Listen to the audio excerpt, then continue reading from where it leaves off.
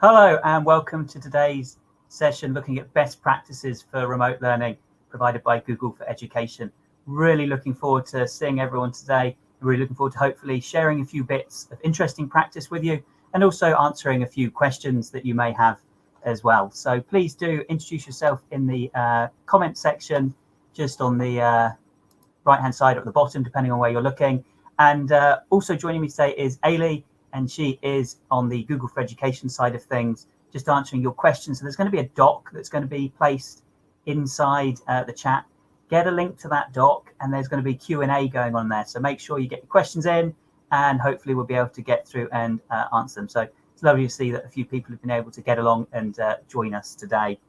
So to kind of kick ourselves off then, I guess we want to really understand how our teachers using the Google for Education, the G Suite tools to help with remote learning.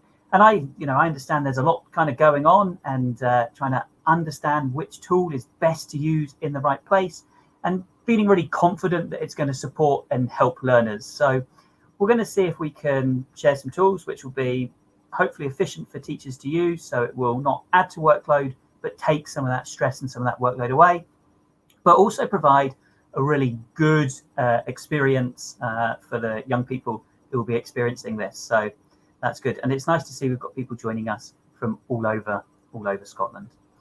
So, when we're thinking about remote learning and we're looking at providing that experience, I guess there's some really key priorities that we've got, kicking off with, making sure that it's simple for communication, so we can really make sure we've got a flow of communication, that relationship, even though we're not physically together, can still continue when we're working remotely. We want nice, easy access for pupils, and we want to be able to make sure that they can get on. And I know that Ailey's just done a session on the Chromebook session, so go and watch again if you haven't seen that. And I think, in terms of accessibility, using the Chromebooks, using the G Suite for Education tools is really very powerful.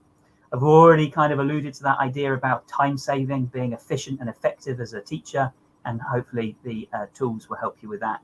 And of course, I think, what's super important, both in terms of keeping teachers safe, but also keeping young people safe, is making sure we've got the right safeguards available for teachers to be able to use. And of course, different local authorities and different schools will use those safeguards and have slightly different protocols, but there's a range of tools available, and we'll certainly be able to touch on some of those as well. So that's excellent. Okay, so a little bit about me then. My name's Ian Vosser. I'm a Google for Education certified innovator and trainer, and I'm here with Apps Events, who are supporting today's events. But I'm also a teacher full-time at school in Falkirk. So, in terms of everyday experience, in terms of using the tools, it's very much supporting my practice. So I'm looking forward to kind of sharing and talking about that. Okay. First off, let's be really clear about the synchronous and the asynchronous side of things. So I know lots of different schools are taking lots of different approaches in terms of whether providing lots of live lessons, so that's the synchronous side of things, or alternatively providing some support videos and activities that can be done at a time that suits the learners. And I think there's advantages to both approaches, both in terms of equity and also in terms of the type of interaction that people are looking for. And I guess I would suggest that, a blend between a combination of synchronous and asynchronous learning is going to be a really nice mix. And it's about finding the mix that's right for the young people that you're working with. So in terms of the synchronous learning, we'll look at how we can use the chat features later on to be able to open up that communication, and also use Google Meet to be able to have those live lessons being delivered. In terms of the asynchronous side of things, well, of course, we can build resources in something like Google Slides, and we can also create audio or video to be able to complement what we're doing. So we'll also have a look at that as well. Okay.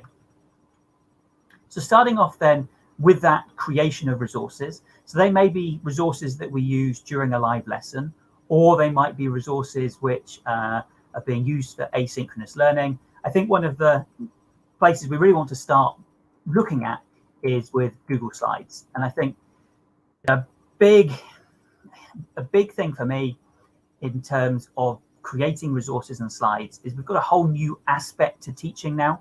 So creating professional looking slides is absolutely essential, because whereas before we might be really focused on our delivery, or we might be really focused in terms of the learning activity that's going on.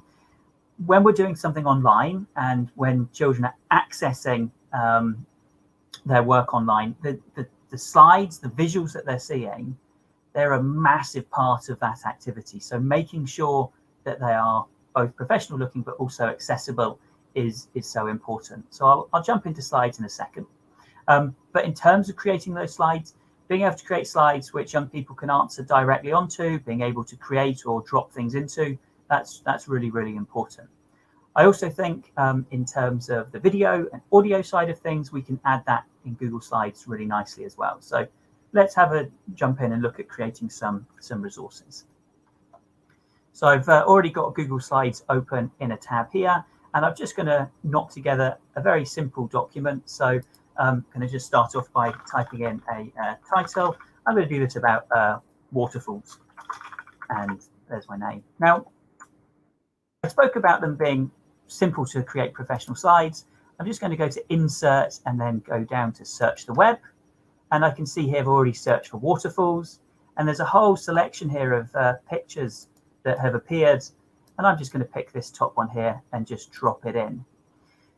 Now, one of the things that colleagues often say to me about when they're making resources is they find it difficult or it's quite time intensive to make slides that look really impressive. Well, if you haven't used the Explore button that appears in the bottom right-hand corner when you've dropped some content in, it's well worth going in and hitting that Explore button.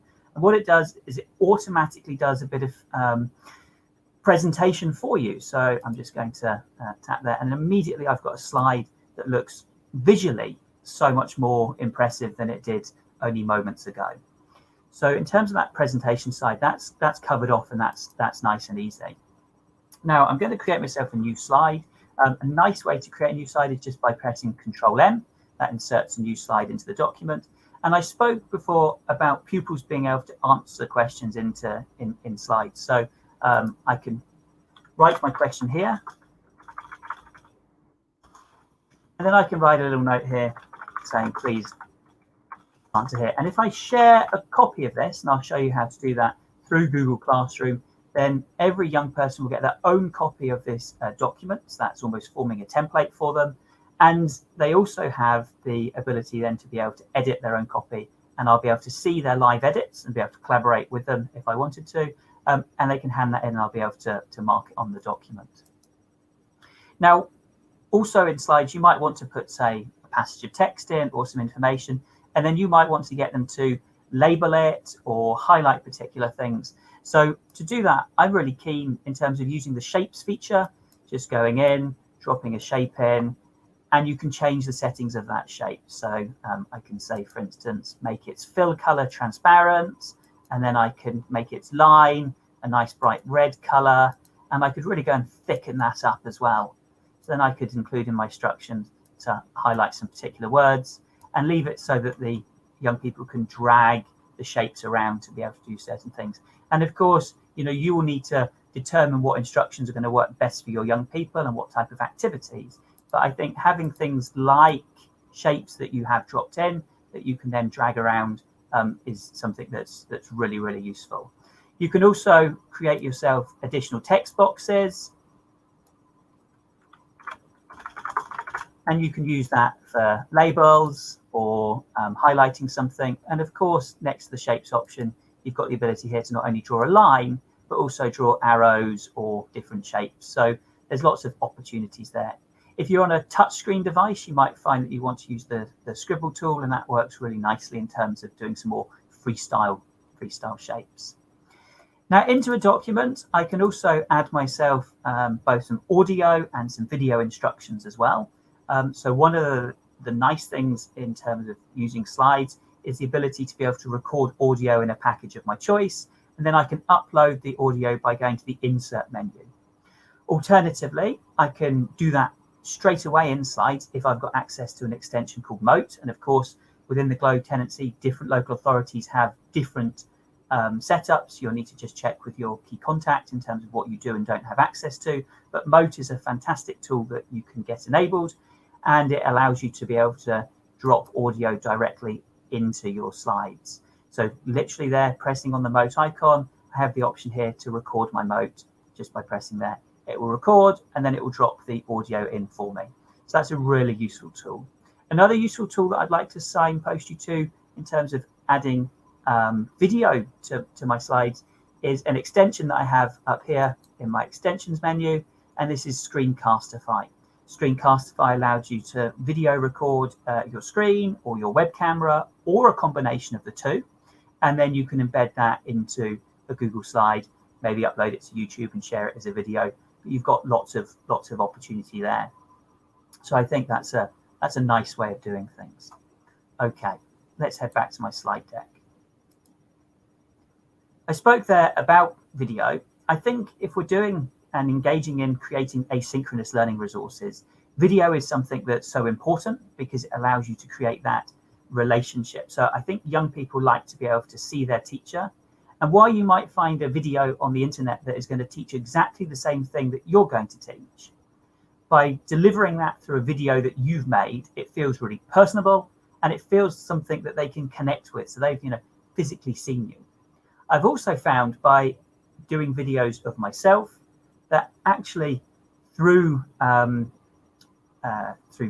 Screencastify Submit, I've been able to get young people to take videos of themselves and send those videos back to me. And I think, to create that video dialogue at a time that works for both the teacher and the young person is really powerful. And, that happens effectively when you've built a strong digital relationship as well as a strong relationship in the classroom.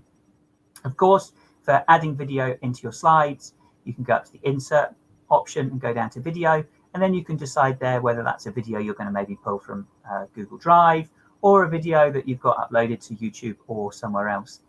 Now, talking about videos in your Google Drive, of course, a nice way to be able to put a video of yourself together is in Google Meet. You can just go into Meet and you could record a meeting with yourself.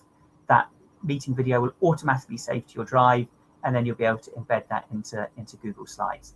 At the moment, those recordings will be saved to your Google Drive forever. That's a feature that will be passed to Google for Enterprise, which is the paid for option. So, look out for that change so you don't get caught short when the recordings go to a limited time only. That's something worth looking out for. As always, if you've got any questions as we're going along, there's a question and answer document available in the chat. So please do follow the link to that document and put your questions in there, and we'll try and come to them towards the end. Or of course, just drop your question into the chat. Okay. Let's have a little look then at how we share work with pupils. And of course, all my working in terms of assigning work and getting work in, giving feedback, getting them to make changes and act upon that feedback, that's all done through Google Classroom. And the nice thing about Google Classroom is it connects together all of the different G Suite packages that I might want to use, and we'll get in and look at how all those things are joined together shortly. So when we're setting up work in Google Classroom, one of the big things that we need to give consideration to is whether we're using templates or blank slates. So are we going to scaffold the work to help learners be able to get going, or do we know that they have the confidence and the capability just to be able to crack on? So I think that depends on how much digital working you've done with the young people in advance. And I also think it's to do with how confident you are in what they're going to be able to produce. So sometimes a bit of scaffolding, even with young people who are very competent, can help them go further, and it can help them go further more quickly. But sometimes it's about making sure that they have remembered the skills and they have the ability to be able to solve the problem for themselves. So you will know what outcome you are trying to achieve about whether you decide to scaffold something or not. I would suggest if you're just starting out with remote teaching and you're just doing those very first few lessons, or you're just increasing the amount of live lessons that you are doing, short activities which they can access is probably more effective in terms of building the confidence and being able to give yourself the praise and the good feeling about being able to achieve something, and then building up to bigger activities. In terms of setting ourselves some expectations so young people know what their success criteria should look like, I think one of the big things we can look at there is using rubrics in Classroom. And I think success criteria is essential. in terms of ensuring that young people can achieve and understand how to achieve. So I find rubrics invaluable when it comes to that. When we get into the classroom, I'll just show you how you can look at setting up collaborative group work. There's a few third-party tools, which of course we can integrate with Classroom, and the ability to be able to use Google Forms as a daily check-in. So let's try and look down some of those items right now. So I've got a demo classroom set up here. And if I'm just looking at my stream here, you can see I've not posted anything to this classroom yet. I've literally just created it for this webinar. So we'll go into the classroom page where, fortunately, we've got a few items that are already created and saved as drafts, ready to go. So one of the first things that I had spoken about was whether we want to template something or use some blank documents at all. So I'm just going to go in and look at this reading comprehension to start off with. So at the moment, I've got a couple of documents here which they have to be able to go in and view. So this is supporting the documents. But you can see here, this is a reading and comprehensive questions document. So I'll go in and look at that document now. Going in and looking at that document, you can see here they were asking for the answer to be typed in. But when I go back into Classroom, the option that I have selected is students can view the file. Now, I know that's a document I'm going to want them to be able to type on and edit. So I'm going to go in there and I'm going to change that to make a copy for each student. So I think that's really useful. The passage that they're reading, they're not going to need a copy of that. So I'm just going to leave that for students can view the file. If I wanted an additional document, for instance, let's say I wanted them to make some notes or something, an additional document, I could set that up just by going create and then docs. And it automatically creates me an untitled document. Now you could just assign them the untitled document and you can choose whether they can view it or make a copy. I will make a copy. I would strongly advise that you make sure you give this document a name. And the reason for giving the document a name is when it gets assigned to all the children, it will automatically add their name into the name of the document.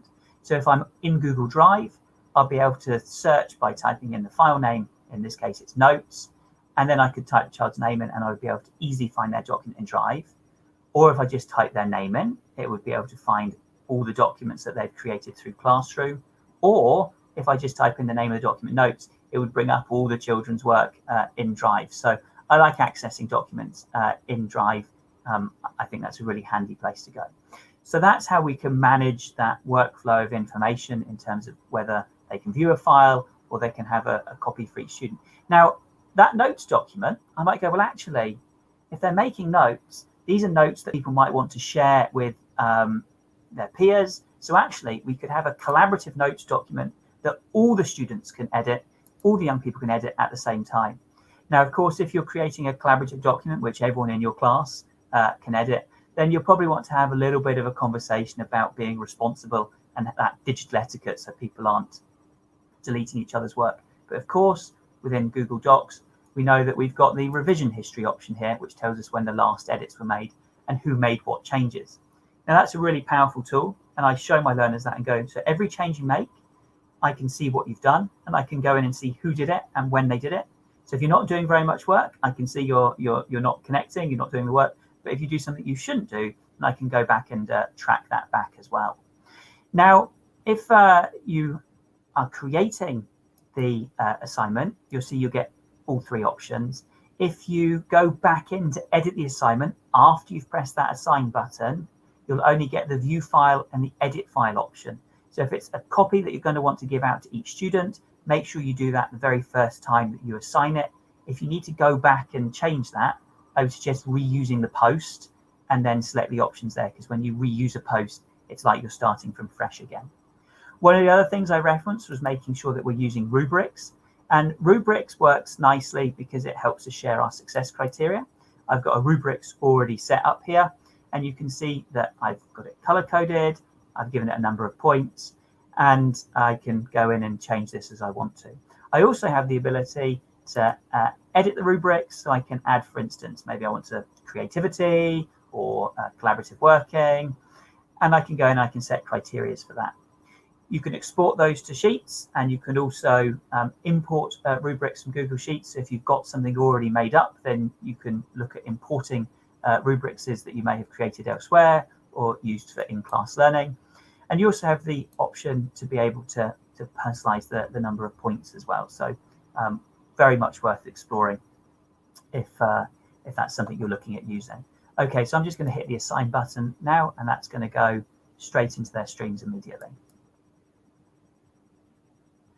One of the other things I spoke about was that kind of health and well-being side of things and making sure that we've got a daily check-in. And we can do a quick daily check-in by using ourselves a Google form. I'm going to pop in here and look at this Google form right now. And super simple. Am I ready for today's learning? How am I feeling? And then they hit submit. And this can be something that you can schedule. So we'll be looking at just scheduling the post here to go live tomorrow morning. So if I go in to the more button here and hit edit, or go down to the edit material. And in the top right hand corner, I can go down to the schedule option. So the schedule time is already suggested 8 AM tomorrow morning for me. That's a little early, so I'm going to just change that to 9 AM and hit schedule. Now I've entered 9 AM. When I go to schedule my next assignment, it will remember that I selected 9 AM, and that will schedule for 9 AM tomorrow. So it will remember what you last used. You can of course change that every time you go in, but that's a nice handy time-saving tip. Okay, we're going to now spend a little bit of time looking at live lessons with Google Meet. So when we're going to set up our live lessons, there are several different ways that you can create meetings in Classroom, and different local authorities may have different processes in place. But effectively, there's 3 broad ways that are good for setting up with young people. First way is using the Meet link in Google Classroom. The second way is using a nickname Meet. So you go into Google Meet and you enter a nickname. You give them that nickname, and they will be able to access the Meet via that nickname while you're in it. Of course, you need to be in the same domain for that to work. And then the third way is to be able to use Calendar and make sure you've got in and looked at those host meeting controls and you've got the right settings. Different local authorities have slightly different policies and procedures, so just make sure you've checked in so you know which way is the best way to do it to keep yourself safe. We will go in and look at some of those Meet settings. We will also look at the collaborative whiteboard space Jamboard, which is available through Google Meet, and then just how to make sure that we close the Meet and finish things up nicely. So I'm going to focus on using the Meet link in Classroom, because I think that's a really convenient way of making sure that young people can access their live lessons. So going back into my Classroom here, if I go to my stream, at the moment, next to the word Meet link, you can see it says Generate Meet link. Now I need to click on that to generate my Meet link. If I haven't generated a Meet link, learners don't see anything there, it's just blank, and they don't see the class code, because the class code information is for the teacher only. So let's generate that Meet link now. And you can see here, I've got the option to be able to copy that Meet link. So I could share that externally, but I would suggest we don't share it externally. We only let them use the Meet link that is displayed in the header bar of Classroom. And you can decide whether that's visible or not visible. So I'd suggest that you maybe keep it not visible to students, enabling it when you go live. And then when you've finished, you can disable that link all the time. They won't be able to get into the link when you're not there, but it does save them maybe copying and pasting it, or trying it when they don't need to be trying it. So I'm going to leave that visible for now. Following that link will allow me to go into that meeting space, and here I am. So that's good. Now you can probably see 2 of me, so I'll turn that camera off.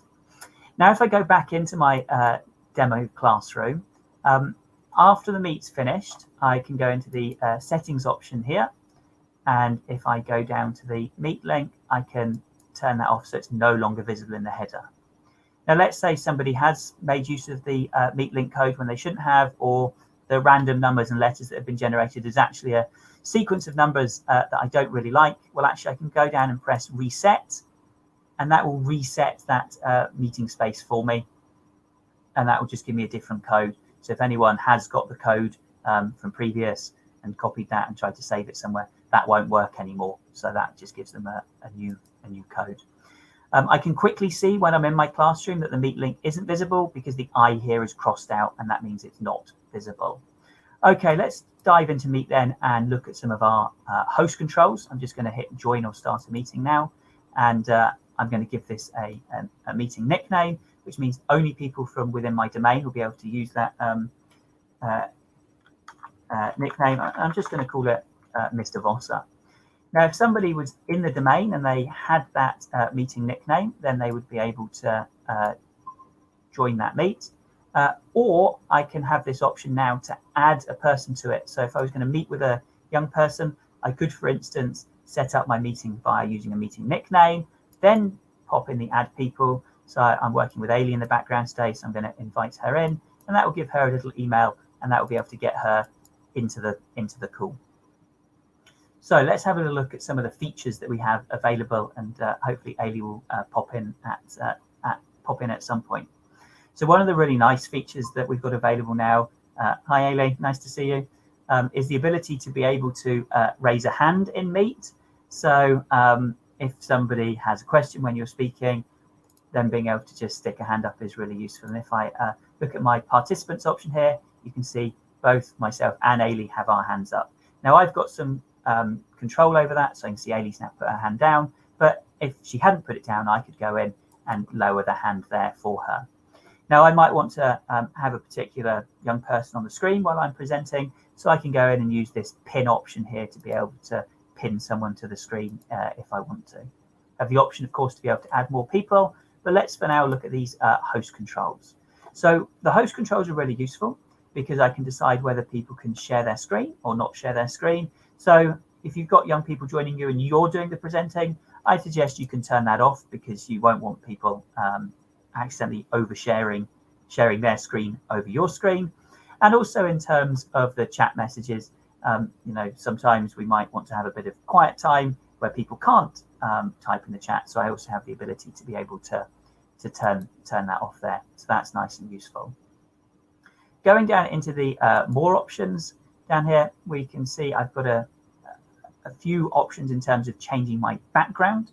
So I think the background changing options are really useful in terms of blurring our background or putting in a different background complete altogether. And that's useful just, of course, for teacher privacy and also privacy for young people as well. So I'd strongly suggest that you'd be encouraging people to make use of that background feature. Of course, we've also got the option to change the layout. Now, if you've got a big group of people, I suggest that you change it to the tiled view, and you can increase your tiled view to have up to 49 windows on the screen all at the same time. This should be more than enough for most classes that you're teaching. Up to 100 participants in a standard Google Meet, increasing to 250 if you've got Google for Education Enterprise Edition. And I think you can zoom in on that option there to be able to see lots of people on the screen, which is nice. Okay, let's go back into those more options. One of the really great things is with closed captions.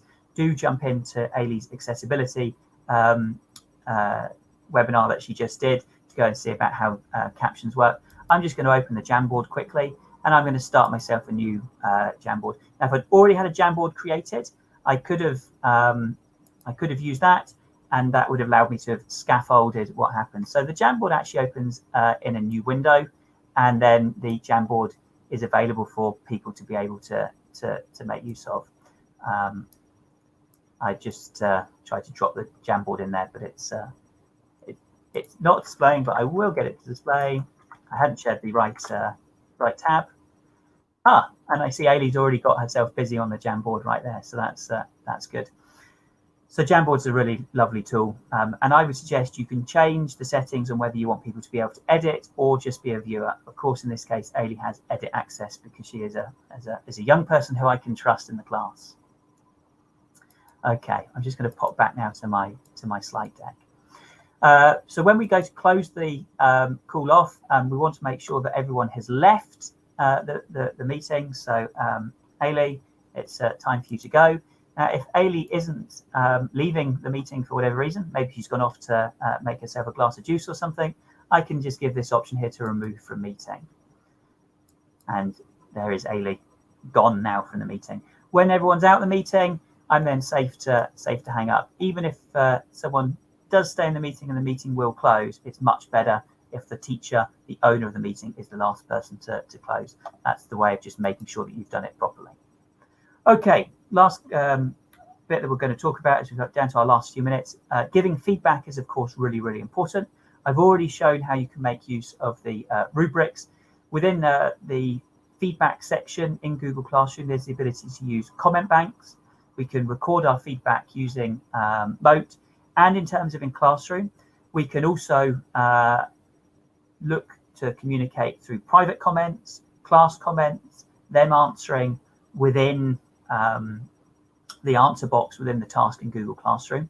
We've got a webinar coming up in terms of assessment and giving feedback using G Suite for Education. So please make sure you tune into that. If you haven't signed up already, we'll be able to drop a link into the chat to be able to show you where you can get signed up for the rest of this webinar series. But we've got lots coming in terms of how to give feedback and what that can look like.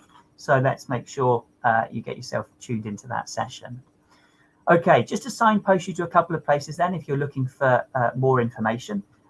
We can, of course, use the teachfromanywhere.google site, and that's useful for both teachers and families. There's plenty of information there to be able to help support literally learning from anywhere using G Suite for Education.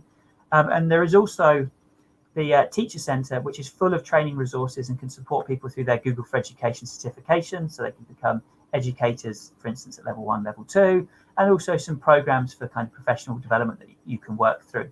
The Google for Education qualifications have been recognised by Education Scotland, so they can all count towards your professional development and your CLPL time, which is really, really handy. As I've said already, please do pop any questions that you've got in the chat. But thank you so much for joining us today. Please make sure you leave feedback for today's session. I know it's been a bit of a whistle-stop tour in half an hour, just to show you some of the tools that are available and the best way that you can use them. Hi, Aileen. Hello, thank you, Ian. That was a fantastic session, and you covered a lot in a very short period of time. There were some questions, I have answered them as we've gone, and I'm just popping in a link to the support site for Google Meet, as well as there's been a few questions about different features on different devices. As you can see on the screen there is the bit.ly for our feedback. I'll also pop the link to that into our chat. We would appreciate any feedback that you have on these sessions. The link will stay on the screen as well as we finish here. But thank you all for joining, and thank you, Ian.